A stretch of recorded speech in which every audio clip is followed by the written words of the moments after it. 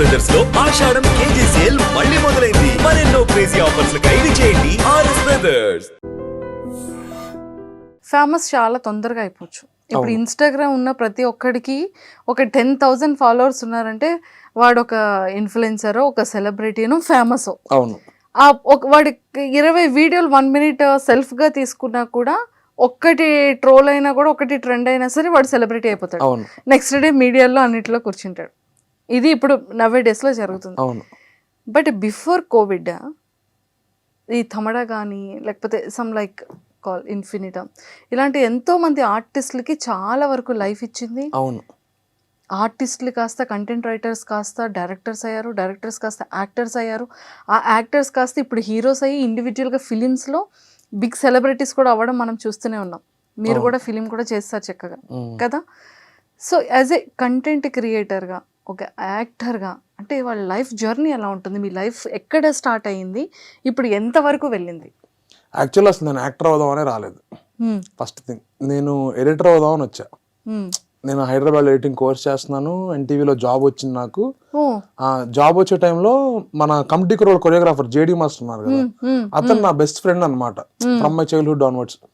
అతను డీలో చేస్తున్నాడు. నేను అప్పుడు అడిగా నేను ఏమన్నా చేస్తానంటే అతను హర్ష అన్నవరపు అనే అతన్ని పరిచయం చేస్తే అతను యాక్టర్ అవుతావని అతనే నాకు యాక్టింగ్ నేర్పించి ఫస్ట్ ఫన్ బకెట్ సిరీస్ లో పెట్టి నన్ను ఒక యాక్టర్ చేశాడు. దాని తర్వాత బంచిక్ బంటికి తమాడాకు వచ్చిన తర్వాత సాయి అనే డైరెక్టర్ని ఇచ్చారు మాకు, సాయి తేజ అని.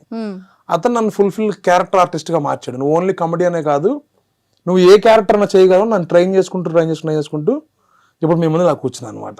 సో కంటెంట్ క్రియేటర్ గా అంటే కాన్సెప్ట్స్ రాసుకోవడం అనేది అంత ఈజీ కాదండి కదా. అవునండి, చాలా పెద్ద టాస్క్. నేను ప్రతి వారం ఎపిసోడ్ ఏం చేయాలని మా డైరెక్టర్ కి నాకు దగ్గరగా ఒక 4 to 5 hours డిస్కషన్ ఉంటుంది. రకరకాల ఐడియాస్ త్రో చేస్తూ ఉంటాం. ఏంటి వీడియో చేసిన తర్వాత వ్యూస్ వెళ్తుందా వెళ్ళకపోతే ఏంటి పరిస్థితి, వాళ్ళు ఏం కనెక్ట్ అవుతారు అనేది ఎవరం జడ్జ్ చేయలేం. మనం కంటెంట్ చేసేది ప్యూర్లీ ఫ్రెష్ కంటెంట్ లా చేసి రిలీజ్ చేసిన తర్వాత ఆడియన్స్ ఖచ్చితంగా కంటెంట్ బాగుంటే ఖచ్చితంగా కనెక్ట్ అవుతారు. నా ఛానల్ వరకు వచ్చేసరికి ఏంటి, నాకు మా డైరెక్టరు, మా బంచిక్ Bunty team, at the same time మా తమాడా వాళ్ళ సపోర్ట్ ఉండబట్టి నాకు కొంచెం ఈజీ యాక్సెస్ అయిపోయింది. ఇప్పుడు నేను చేసేవన్నీ ఎక్స్టీరియర్ షూట్సే. లైక్ ప్రతిదీ మనం ఇంటో న్యాచురల్ లొకేషన్లో నేను షూట్ చేస్తూ ఉంటాను. దాన్ని సెట్ వేసుకుని దాన్ని షూట్ చేసేంత బడ్జెట్లు మనకు యూట్యూబ్లో ఉండవు. అండ్ సేమ్ టైం మా వాళ్ళు ఇచ్చినా కూడా నేను తీసుకోను. అందుకని నాకు మా టీము, మా డైరెక్టరు, మా ఆర్గనైజేషన్ సపోర్ట్ ఎక్కువ ఉంది. అందుకని నాకు కొంచెం మూవీస్ కూడా రిలాక్సేషన్ దొరికింది. అది ఇప్పుడు నాకు బేసికలీ చాలా ఆర్గనైజేషన్స్ తీసుకుంటే నువ్వు ఖచ్చితంగా ఇన్ని వీడియోస్ ఇవ్వాలి, ఇలానే ఉండాలి, నువ్వు ఈ రూల్స్ పాటించాలని అంటారు. మా తమాడా నుంచి నాకు మా సిఇఓస్ కానీ మా హెడ్స్ నుంచి నాకు వచ్చింది ఏంటి, నువ్వు ఎలా అన్నా చెయ్యి, నీకు అనుకూలంగా అవైలబిలిటీ ఉన్నప్పుడు కంటెంట్ చెయ్యి అని చెప్పి నాకు ఆ ఫ్రీ ఇచ్చారు. కాబట్టి ఇప్పుడు నేను ఈ మూవీస్ చేయగలుగుతున్నాను, at the same time YouTube handle చేయగలుగుతున్నాను. 2 హ్యాండ్లింగ్ అనేది ఎవరి వల్ల కాదు. నిజంగా అండి, చాలా పెద్ద టాస్క్ అది. మీరు అన్నట్టు మార్నింగ్ లేస్తే కంటెంట్ ఏం చేయాలి, ఫ్రెష్ కంటెంట్ ఉండాలి, జనాలకి ఏది కనెక్ట్ అవుతుంది, అసలు ఆ వీడియో అయిన తర్వాత ఎడిటింగ్ స్ట్రాటజీ ఎలా ఉండాలి, థంబ్నెయిల్ టెక్స్ట్ ఎలా పెట్టాలి, అండ్ ఎలాంటి కాస్ట్యూమ్ వేసుకోవాలి, ఎలా లాగ్ అవ్వకుండా షార్ట్ అండ్ స్వీట్గా ఎలా చేసుకోవాలి, ఇదంతా టెన్షన్ నాకు ఉండదు అనమాట. ఎందుకు అని అంటే ఎడిటింగ్కి ఆర్గనైజేషన్ తరపు నుంచి వాళ్ళే టేక్ కేర్ తీసుకుంటారు. అంటే నా ఛానల్కి ఒకరిని పెడతారు, ఒక హ్యాండ్ ఓవర్ లాగా వాళ్ళే ఫాలో చేసుకుంటారు. కంటెంట్ ఎలా రాస్తున్నాం ఏంటి అనేది మా డైరెక్టర్ దగ్గర నుంచి వాళ్ళే తీసుకుంటారు. కంటెంట్ బాగుందో లేదో నన్ను అడుగుతారు, బాగుంటే బాగుంది, ఇలా కరెక్షన్స్. అంటే నాకు మా ఆర్గనైజేషన్ నాకు టీంలో ఫామ్ చేసింది కాబట్టి నాకు అది పెద్ద టాస్క్ అనిపించలే. సొంతంగా చేసుకుని నేనే కంటెంట్ రాసుకోవటం, నేనే యాక్ట్ చేయటం, నేనే ఎడిటింగ్ చేసుకోవటం అయితే కనుక నాకు కొంచెం టెన్షన్ అయ్యేది, ఈజీ యాక్స్ అయి ఉండేది కాదు. అవును. సో యాజ్ ఒక ఎడిటర్ గా వచ్చిన వ్యక్తి ఈ రోజు ఒక ఛానల్, ఒక సామ్రాజ్యాన్ని సృష్టించేశారు కదా. అవును. సో యాక్టర్ అవ్వాలి అని కూడా అనుకోలేదు, అలాంటిది ఒక మంచి యాక్టర్ అయ్యారు, జనాల్లో ఇంత ఫేమ్ ని సంపాదించుకున్నారు. సో ఎలా ఫేమ్ సంపాదించుకోలేదనే నాకు ఫీల్. అయ్యయ్యో, ఏంటండి, ఒక వ్యక్తికి 8.5 lakh సబ్స్క్రైబర్స్ అనేది అంత ఈజీ థింగ్ కాదు. అవును, ఈజీ థింగ్ కాదు కానీ బట్ నా పర్స్పెక్టివ్ మిమ్మల్ని 8.5 మంది 8.5 lakh పీపుల్ మిమ్మల్ని చూస్తున్నారు. చూస్తున్నా సారీ మిమ్మల్ని ఫాలో అవుతున్నారు, నాకు అది ఇంకొంచెం ఇంకా నెక్స్ట్ స్టాండర్డ్కి వెళ్ళాలనేది మిమ్మల్ని చూడడం మిలియన్స్ లో చూస్తున్నారు. బట్ అది కాదు గోల్ అనేది, ఇంకా రీచ్ అవ్వాలనేది నా టార్గెట్. ఇంకా ఉంది, అది ఉంది అని నేను అక్కడికి ఆగిపోతే కనుక నా లైఫ్ అక్కడికి ఆగిపోద్ది. నేను ఎప్పటికప్పుడు కొత్త కంటెంట్ చేస్తూ ఉండాలి, ఎప్పటికప్పుడు వాళ్ళని ఎంటర్టైన్ చేస్తూ ఉంటేనే వాళ్ళని ఎంకరేజ్ చేస్తూ ఉంటారు, వాళ్ళ కంటెంట్ నచ్చుకుంటూ ఉంటారు. లేదా ఎవరిదైనా సరే నాకు ఇది చాలు అని అనుకుని అక్కడ ఆపేస్తే ఇంకెక్కడితోనే ఉంటుంది. ఇప్పుడు నాకు 8.5 lakh ఉన్నా సరే నాకు అది సరిపోవట్లా. దాన్ని ఇంకా తీసుకెళ్ళాలి, నేను ఇంకా జనాల్లోకి వెళ్ళాలి, నేను ఇంకా ఎక్కువ సినిమాలు చేయాలి నా కాన్సెప్ట్. అందుకని రోజు ఏ కంటెంట్ చేయాలి, ఎలాంటి చేయాలి నా ఆలోచన ఎక్కువ ఉంటుంది నాకు. అండ్ ఎవరైనా సరే ఖచ్చితంగా మనం చేసేటప్పుడు, యాక్టింగ్ చేసేటప్పుడు, లేకపోతే అందరూ మనకి పాజిటివ్ రెస్పాన్స్ ఇవ్వాలని ఉండదు. అవును కదా. బాడీ షేమింగ్ అలాంటిది అంటే ఒక ఫీమేల్కి ఎక్కువగా మనం చూస్తూ ఉంటాం. యాజ్ ఏ బాయ్గా మీకు కూడా అలాంటి షేమింగ్ కానీ, లేకపోతే కలర్ గురించి కానీ ఇలా ఎవరైనా కమెంట్స్ చేయడం కానీ ఇలాంటి ఫేస్ చేశారు? నాకు అలాంటి కమెంట్స్ చాలా మంది చేశారు, నేను చూసి నవ్వుకుంటూ ఉంటా. ఎందుకు అనంటే ఈ రోజున నేను సినిమాల్లో చేయటానికి కానీ, నాకు బంసిక్ బంటి ఛానల్ ఇవ్వడానికి కానీ, నేను మిగతా ప్లాట్ఫామ్స్లో ఉండటానికి కానీ కేవలం కారణం నా బాడీ, నా కలరే. నా యాక్టింగ్తో పాటు ఈ రెండు ప్లస్ అయినాయి, ఈ రెండు కొత్తగా ఉన్నాయి కాబట్టే నాకు అవి వస్తున్నాయి. అంటే ఏ మనిషి అన్నా కష్టపడేది 5,000 నోట్లోకి వెళ్ళటం కోసమే. నేను ఈ 5,000 నోట్లోకి వెళ్ళటం కోసం నాకు ఇది సహకరించింది. ఇంకోటి, నేను ఈ బాడీతో నేను పరిగెడతాను, డ్యాన్స్ చేస్తాను, నేను జంపింగ్స్ చేస్తాను. ఏది నాకు ఈ బాడీ వాళ్ళు ఇబ్బంది అవ్వలేదు కదా. అలాంటప్పుడు వాళ్ళు బాడీ షేమింగ్ చేస్తే ఏంటి, చేయకపోతే ఏంటి? నాకైతే నా బాడీ నాకు భయంకరమైన ప్లస్. భయంకరమైన ప్లస్. నన్ను చాలా మంది సన్నబడమన్నా కూడా, డాక్టర్స్ అయితే సన్నబడమన్నా కూడా నేను సన్నబడలా. బికాజ్ నేను హెల్దీగానే ఉన్నా. నేను హెల్దీగా లేకపోతే అప్పుడు నేను సన్నబడాలనుకుంటారు, కానీ హెల్దీగా ఉన్నప్పుడు సన్నబడి ఇంకేం ఉపయోగం అని నేనేం ఆలోచిస్తానంటే, యూత్లో ఉన్నప్పుడే మనం ఏమన్నా చేయగలం, ఏమన్నా తినగలం. ఆబ్వియస్లీ కొంత వయసు వచ్చిన తర్వాత డైటింగ్ అంటారు, తినలేము. అందుకని నేను ఇప్పుడు ఏమున్నా సరే నాకు అనిపించింది నేను చేస్తాను, నాకు అనిపించింది నేను తినేస్తాను. ఏంట్రా ఈ కమెంట్ ఏంట్రా అని చూసి నవ్వుకునేది ఏంటి? అరే ఎంత ఎదవలు ఉన్నారా ఇంకా మన సొసైటీలో అని అనిపించే ఒక కమెంట్ ఏంటి? నేను కంటెంట్స్ చేస్తూ ఉంటాను. ఒకటి bearer and love series, web series చేసి అది ప్యూర్లీ లవ్ ఓరియంటెడ్ ఉంటుంది అనమాట. దానికి ఏమైపోయింది, అది ఎక్స్పెక్టెడ్, అది కొత్తగా చేస్తున్నాం, కనెక్ట్ అవుతారో లేదా అన్న భయంతోనే చేసాం. బేసికల్లీ ఎవరైనా సరే కనెక్ట్ అవ్వకపోతే సిరీస్ మధ్యలో ఆపేయండి అని అంటారు.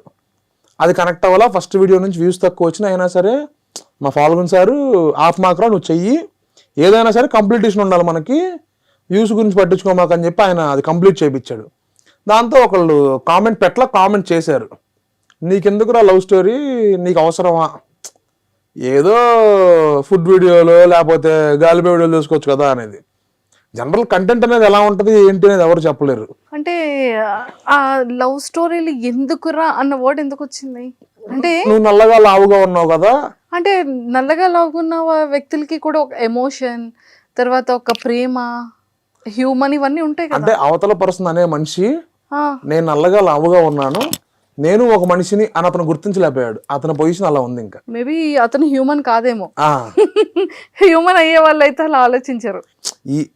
నేనేం నమ్ముతానంటే మనకి ఏది రాసి పెట్టిందో అదే జరిగింది. ఆఫ్ కోర్స్ చాలా మంది లావుగా ఉంటారు, చాలా మంది పొట్టిగా ఉంటారు, చాలా మంది సన్నగా ఉంటారు.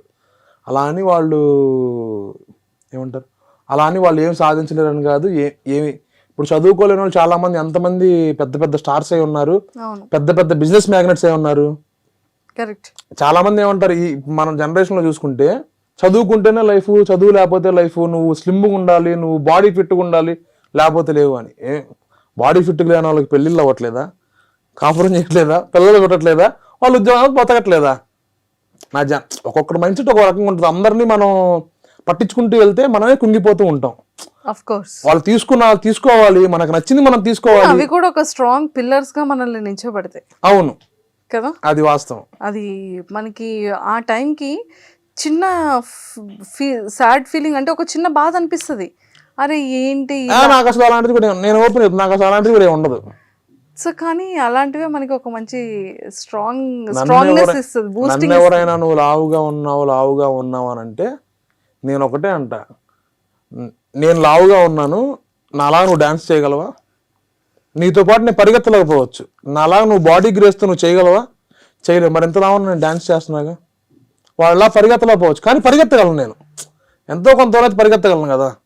ఎప్పుడైనా బాడీ షేమింగ్ అనేది నేనేం చెప్తాను, నా పాలసీ ఏంటంటే, మనం ఒకరిని ఏలు పెట్టి చూపిస్తున్నామంటే యువతల 4 ఏళ్ళు మనల్ని చూపిస్తూ ఉంటాయి. అంటే మనం ఒకరిని ఒకరితో పాయింట్ చేస్తున్నాం కానీ యువతలో 4 పాయింట్ చేస్తూ ఉంటారు. అది గుర్తుంచుకుంటే ఎవరు పాయింట్ చేయరు. సూపర్. సో ఫణి గారు, మరి ఈ విషయానికి ఇప్పుడు నేను ఒకటి అడుగుతున్నాను, మరి అదైతే మాత్రం మరి జెన్యున్గా చెప్పాలి. మరి అడగండి. చెప్పేస్తారు. చెప్పేస్తాను. మరి అది లేదు అది కాదు అని అనకూడదు. అలాంటిది. ఓకే. సో ఎన్ని లవ్ స్టోరీస్ ఉన్నాయి మనకి? అసలు మనకి ఏమి లేవండి. నేను అందుకే అడిగాను, జెన్యున్గా చెప్పాలి అని. నేను సీరియస్గా చెప్తున్నాను, నాకు ఇంతవరకు ఏ లవ్ స్టోరీ లేదు. అదేంటది, వన్ సైడ్ లవ్ కూడా లేదా? వన్ సైడ్ లవ్ కూడా లేదు. అంటే వన్ సైడ్ లవ్ అంటే నేను బేసికల్లీ నేను అమ్మాయిల్ని చూస్తూ ఉంటాను. ఎవరికైనా అబ్బాయి అన్న తర్వాత అమ్మాయి నచ్చుకొని ఉండదు, అది సృష్టి కార్యం అనమాట. నాకు నచ్చుతారు, ఓకే బాగున్నారు కదా, ఆహా ఈ అమ్మాయి బాగుందిరా అనుకుని వదిలేయటం ఇంకంతే. తర్వాత ఆ అమ్మాయి వెనకాల పడాలి అలాంటిది ఎప్పుడు నాకు ఎప్పుడు కూడా ఒక ప్రపోజల్ చేయాలి, ఒక లవ్, ఇది అమ్మాయి నచ్చింది, మ్యారేజ్ ప్రపోజల్ అలా ఎప్పుడు అనిపించలేదా మీకు? నాకు ఎప్పుడు అనిపించలే. అంటే అది అనిపించడానికి కూడా ఒక కారణం ఉంది. ఏంటి? నాలో నాకు ఒక ఇన్ఫీరియారిటీ కాంప్లెక్స్ ఉందన్నమాట. నేను ఏ మనిషిని దూరం చేసుకోవాలని ఇష్టపడను. నాకు చాలా మంది నాకు తొందరగా క్లోజ్ అవుతూ ఉంటారు, నాతో ఫ్రెండ్లీగా మూవ్ అవుతూ ఉంటారు అందరూ. పొరపాటు నా అమ్మాయి నచ్చినప్పుడు నేను ఆ అమ్మాయికి నేను ఇలా ప్రేమిస్తున్నా అని చెప్తే ఆ అమ్మాయి నన్ను ఏమైనా అంటదేమో, అంటే ఇండస్ట్రీకి రాకముందులు ఇది, ఆ అమ్మాయి నన్ను ఏమైనా అంటదేమో, ఎందుకు మనకంత అదేదో ఫ్రెండ్లీగా బాగున్నాం కదా అని నేను ఎక్కువ ఎవరిని ట్రై చేయలేదు. అట్ ద సేమ్ టైం నాకు బిఫోర్ ఇండస్ట్రీ నేనంతా సరదాగా ఫ్రెండ్స్తో ఉండటం, ఎంజాయ్ చేయటం, బయటికి వెళ్ళటం, తినటం, మళ్ళీ ఇంటికి వెళ్ళిపోవటం, తాగడం, అది కూడా చెప్పాలి కదా. తాగటం అనేది లేదండి. వన్స్ అపాన్ ఎ టైమ్ ఉండేది, ఇప్పుడు అదేం లేదు. ఎక్కువ శాతం మూవీస్కి వెళ్ళటం, సరదాగా ఒక ప్లేస్లో కూర్చొని నాకు ఈ రోజుకైనా సరే ఒక 10 మంది జనాలు ఉంటే అక్కడ కూర్చొని మాట్లాడటం, ఒక డిస్కషన్లో ఉండటం నాకు చాలా ఇష్టం అనమాట. ఇఫ్ ఇన్ కేస్ ఎవరైనా ఒక అమ్మాయి ప్రపోజల్ చేస్తే వచ్చింది అనుకుందాం, చేస్తారు కదా ప్రపోజల్, మీకు ఇప్పటివరకు ఏ ప్రపోజల్స్ రాలేదా? ప్రపోజల్స్ వచ్చినాయి, నేను కాదనలేదు. బట్ కాకపోతే ఎలా వాళ్ళందరూ చిన్నపిల్లలు, ఇన్స్టాలో మెసేజ్లు, అలా మెచ్యూరిటీ ఏజ్ కాదు. ఏమని పెడుతుంటారు? మీరంటే నాకు ఇష్టం అండి, నేను మిమ్మల్ని ప్రేమిస్తున్నానండి. అది వాళ్ళకి తెలియని వయసు. ఎవరికైనా సరే ఇప్పుడు వన్స్ అపాన్ అ టైం నేనున్నాను, చిరంజీవి గారికి కూడా మెసేజ్ పెట్టాను. నేను చిరంజీవి గారు వీరాభిమాని అనమాట. సార్ నేను చిరంజీవి గారిని ఒక ఫంక్షన్లో చూసా. అంటే ఇలా పక్కన నిలబడ్డాడు ఆయన పక్కన నిలబడినప్పుడు నేను ఆయనతో ఫోటో కూడా దిగలేకపోయా. అలా చూస్తూ, అలా బ్లాంక్ ఫేస్తో అలా చూస్తూ ఉన్నా.